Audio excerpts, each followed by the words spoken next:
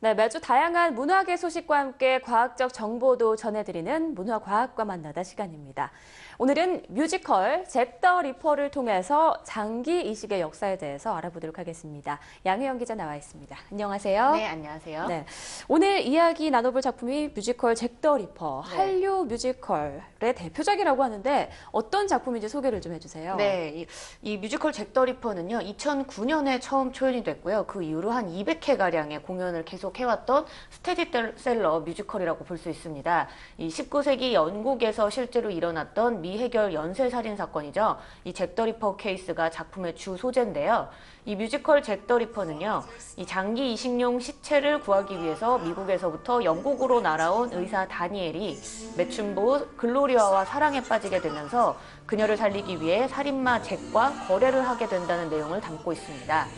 이 작품은 원래 체코 원작 뮤지컬이 있었는데요. 이 원작 뮤지컬이 중국장용이었기 때문에 국내에서는 대극장으로 공연을 올리려고 했었거든요. 네. 그러다 보니까 이번 그 잭 더 리퍼의 연출을 맡은 왕용범 연출이 새롭게 극을 각색하고 음악도 재편곡을 하면서 지금의 공연으로 완성시켰습니다. 특히 잭 더 리퍼는 한류 뮤지컬로도 아까 말씀드렸듯이 유명한데요. 이 초반에는 일본에서 사랑받는 한류 배우들이 이제 출연을 하기 때문에 한류 뮤지컬이다라는 타이틀이 붙었는데 그 이후로 이제 장기 공연을 계속 해 나가면서 우리나라 버전으로 만들어진 이 잭 더 리퍼가 일본에서 내한 공연을 아주 성황리에 마쳤어요. 그래서 이 진정한 의미의 한류 뮤지컬이 됐습니다. 네. 그런데 아까 말씀하시기로 이 작품이 19세기 영국에서 실제로 있었던 일을 배경으로 하고 있다라고 말씀하셨잖아요. 네. 그 실화에 대해서도 좀 자세히 알려주시죠. 네, 이 제목인 잭 더 리퍼에 관련된 내용인데 이 잭 더 리퍼가 사실은 이 잭이라는 이름이 실제 이름이 아니라 살인자의 별명이거든요. 네. 이 당시에 우리가 일반적으로 남성을 부를 때 우리나라에서는 철수라는 이름 많이 쓰잖아요. 네. 이런 것처럼 영어권에서는 일반 남성을 잭이라고 많이 부릅니다. 거기에 이 톱을 의미하는 리퍼를 합쳐서 세계 최초의 연쇄살인범 이 별명으로 잭 더 리퍼가 불리게 된 건데요. 무서운 의미가 담겨 있었군요. 네, 그렇죠. 이 당시 이 살인범이 신문사에 편지를 보내서 자신의 이름을 스스로 잭 더 리퍼라고 붙이고 예고 살인을 했던 데에서 그 이후로 이제 별명으로 불리게 됐습니다.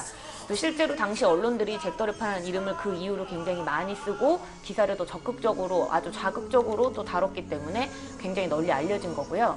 이 앞서 말씀드렸던 잭 더 리퍼 케이스가 있습니다. 1888년 8월부터 11월까지 약 10주에 걸쳐서 영국 런던 근교 창녀촌 밀집 지역인 화이트채플에서 이 창녀들을 대상으로 벌어진 이 연쇄살인 사건을 말하는 건데요. 이 당시 창녀가 살해되는 경우가 사실 좀 잦았던 시기라 이 희생자 중에서도 어떤 사람들이 정확히 잭 더 리퍼에 의해서 죽임을 당했는지는 아직도 의견이 분분하다고 합니다. 네. 하지만 대부분은 이 잭 더 리퍼가 총 5명의 창녀를 살해했다 이렇게 인정을 하고 있는데 그 이유는요. 이 잭 더 리퍼가 죽인 창녀들이 이 단순한 난도질로 죽였다기보다는 의학적 지식을 바탕으로 정교하게 해부돼 있듯이 죽어 있다라고 해서 그런 시체들을 두고 이 잭 더 리퍼의 살해 방법을 분류를 해가지고 한 5명 정도가 죽었다라고 보고 있습니다. 네.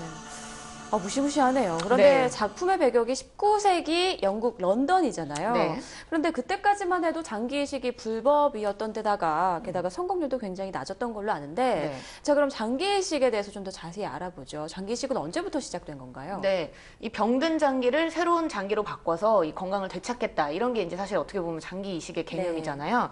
이 같은 생각은 아주 오래전부터 있었습니다. 이 기록에 따르면 기원전 2000년 이집트에서는 장기 이식에 관련된 신화가 있었고요. 또 기원전 700년 인도에서는 자기 조직을 이식해서 코를 성형했다는 기록이 남아있다고 합니다.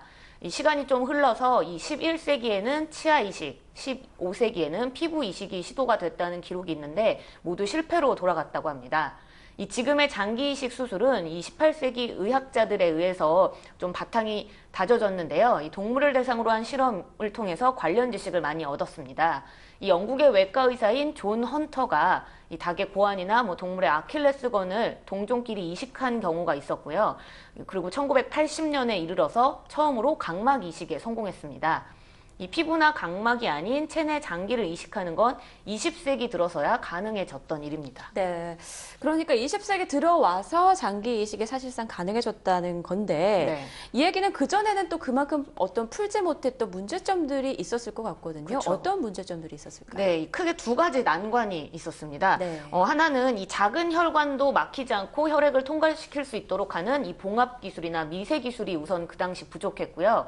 그리고 또 하나는 이식한 장기가 염증을 일으켜서 손상이 되는 거부 반응이 있었던 게 문제였는데요. 이 앞서 첫 번째로 말씀드렸던 봉합 기술 같은 경우에는 1910년대에 해결이 됐습니다. 어떻게 해결이 됐냐면 이 동맥을 자르고 이어줄 때 이 혈관 조직은 상처를 주지 않고 또 피는 잠깐 흐르지 않고 멈추게 해줄 수 있도록 집어주는 이 가위 모양의 동맥 겸자가 발명됐기 때문인데요. 또한 그 이후에 미국의 의학자이죠. 알렉스 카렐이 혈관 단면을 삼각형처럼 만들어서 봉합하는 삼각봉합법도 고안해서 이 부작용을 아주 현저히 줄였다고 합니다. 그래서 이 알렉시 카렐 같은 경우에는 이와 같은 공로를 인정받아서 1912년에 노벨 생리의학상을 받았다고 해요. 네. 네, 이처럼 이 수술 방법은 나아졌지만 사실 면역 거부 반응 같은 경우에는 그 장기 이식의 최대 난관으로 이 지목이 됐었는데요. 1960년 프랑스 의학자 장도세가 이 백혈구 항원이 면역 거부 반응을 좌우한다는 사실을 이 최초로 밝혀냈습니다.